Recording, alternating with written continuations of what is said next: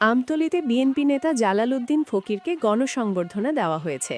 তার বহিষ্কারাদেশ প্রত্যাহার হওয়ায় রবিবার বেলা 11:30টার দিকে বিএনপি নেতাকর্মী ও সাধারণ মানুষের উদ্যোগে এই গণসংবর্ধনার আয়োজন করা হয়। গণসংবর্ধনা উপলক্ষে উপজেলার বিভিন্ন এলাকা থেকে হাজারো বিএনপি নেতাকর্মী ও সাধারণ মানুষ অংশগ্রহণ করেন।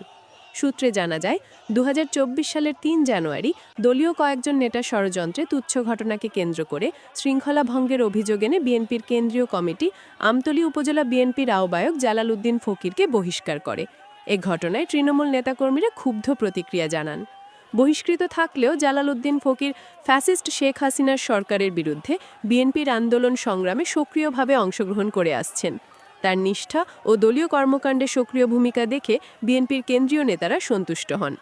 এরই প্রেক্ষিতে গত সোমবার বিএনপির সিনিয়র যুগ্ম মহাসচিব অ্যাডভোকেট রুহুল কবির রিজভী স্বাক্ষরিত এক চিঠির মাধ্যমে তার বহিষ্কার আদেশ প্রত্যাহার করা হয়।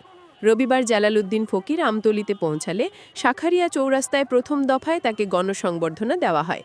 এরপর মোটর শোভাযাত্রার মাধ্যমে তাকে আমতলী উপজেলা পরিষদ প্রাঙ্গণে মুক্ত মঞ্চে নিয়ে আসা হয়, যেখানে দ্বিতীয় দফায় গণসংবর্ধনা অনুষ্ঠিত হয়।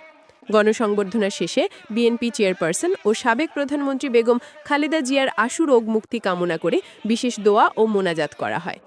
অনুষ্ঠানে উপস্থিত ছিলেন বাংলাদেশ জাতীয়তাবাদী আইনজীবী ফোরামের যুগ্ম মহাসচিব অ্যাডভোকেট গাজী তৌহিদুল ইসলাম, আমতলী উপজেলা বিএনপির সিনিয়র আহ্বায়ক মোহাম্মদ জহিরুল ইসলাম ভিপি মামুন, সাবেক সাধারণ সম্পাদক অ্যাডভোকেট মোহাম্মদ মহসিন মিয়া, যুগ্ম আহ্বায়ক মোহাম্মদ কামরুজ্জামান হিরু ও মাহবুবুল আলম মৃধা, পৌর বিএনপির আহ্বায়ক কবির ফকির এবং উপজেলা যুব দলের যুগ্ম আহ্বায়ক এবং বিআরডিবি চেয়ারম্যান মাইনুদ্দিন মামুন হিকদার সহ আরও অনেকে। গণসংবর্ধনা শেষে বক্তব্যে জালাল উদ্দিন ফকির বলেন, দলের চেয়ারপারসন বেগম খালেদা জিয়ার দ্রুত সুস্থতা কামনায় সবাইকে দোয়া করতে আহ্বান জানাচ্ছি। তৃণমূল নেতাকর্মীদের সঙ্গে ঐক্যবদ্ধভাবে আগামী জাতীয় সংসদ নির্বাচনে বিএনপির প্রার্থীকে বিজয়ী করতে আমরা নিরলসভাবে কাজ করে যাব।